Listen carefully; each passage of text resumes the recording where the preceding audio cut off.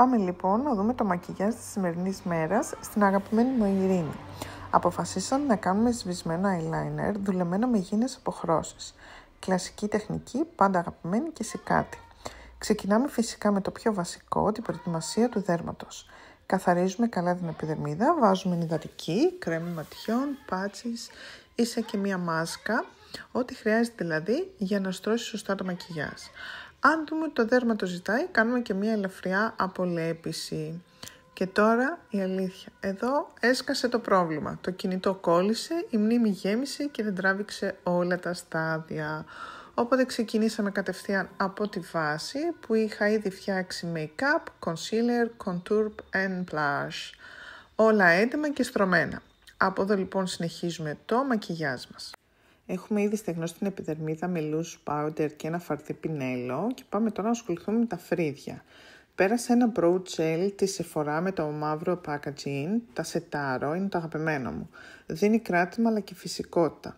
Μετά με το λεπτό πενάκι της NYX γέμισα τα φρύδια της Ειρήνης. Να πω εδώ ότι έτσι κι αλλιώς έχει ένα πάρα πολύ ωραίο φρύδι, φυσικό, οπότε το μόνο που έκανα ήταν να τονίσω ελαφριά και να του δώσω λίγο πιο καθαρό σχήμα. Να μην κάνουν δηλαδή υπερβολές. Μου άρεσε πάρα πολύ το φρύδι της. Στη συνέχεια παίρνουμε το eyeliner. Εγώ χρησιμοποιώ gel eyeliner από τη Serie Up. Είναι το αγαπημένο μου, το μαύρο.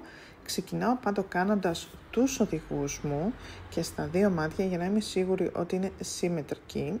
Και μετά αρχίζω, δημιουργώ το τριγωνάκι μου και αρχίζω με ένα flat πινέλο και χτίζω. Δηλαδή, τι εννοώ χτίζω, παίρνω το πινέλο μου και αρχίζω και σβήνω πάνω στη γραμμή του eyeliner για να το κάνω σβησμένο. Μέχρι εκεί που θέλω. Στη συνέχεια λοιπόν, εφόσον έχω φτάσει εκεί που θέλω με το gel eyeliner, παίρνω μία μαύρη και μία καφέ σκιά και αρχίζω και δίνω διαβάθμιση. Πρώτα σετάρω το eyeliner με μαύρη και μετά προσθέτω την καφέ και μία μεταβατική σκιά για πιο ολοκληρωμένο αποτέλεσμα. Όταν φτάσω στο σημείο που θέλω και μου αρέσει, περνάω μία βάση πάλι από Serie Up στο κέντρο του ματιού, την beige. Ανοιχτό μπες, δεν θυμάμαι το όνομά της. Αυτό μου επιτρέπει λοιπόν να δουλέψω πάνω της τις γήινες λαμπερές αποχρώσεις, κρατώντας τις να φαίνονται πιο έντονες και πιο ζωντανές. Να θυμάστε με μια σωστή βάση από κάτω, το αποτέλεσμα απογειώνεται. Και κάπου εδώ λοιπόν με προδίδει πάλι το κινητό μου και έχει γεμίσει η μνήμη και δεν μου επιτρέπει να τραβήξω το αποτέλεσμα. Οπότε βλέπετε το αποτέλεσμα μόνο με τις φωτογραφίες.